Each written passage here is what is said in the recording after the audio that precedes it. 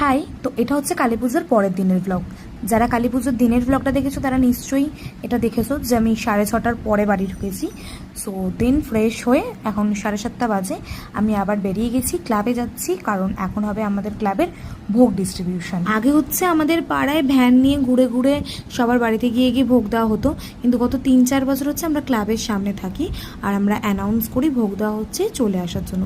তো আমরা এখানে প্ল্যান করছিলাম যে যত তাড়াতাড়ি ভোগ শেষ করতে পারবো তত তাড়াতাড়ি আমরা বাড়ি গিয়ে ঘুমাতে পারবো। 1 billion zillion trillion billion quadrillion times later. তো এটা হচ্ছে সন্ধেবেলা দধিকর্মা পুজোর ভিডিও। তখন তো ভোগ দিয়ে আমরা সবাই বাড়ি চলে গেছি, রেস্ট করেছি। আমি যদিও 2 ঘন্টার বেশি ঘুমাতে পারিনি, সেটা আলাদা বিষয়।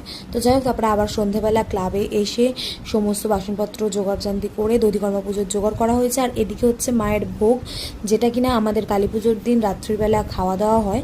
তো ওখানে যাই মেনুটা থাকে, যে খাওয়া দাওয়াটা, ওটা আমাদের প্রত্যেক বছরই কালী পুজোর পরের দিন খাওয়া দাওয়া হয়।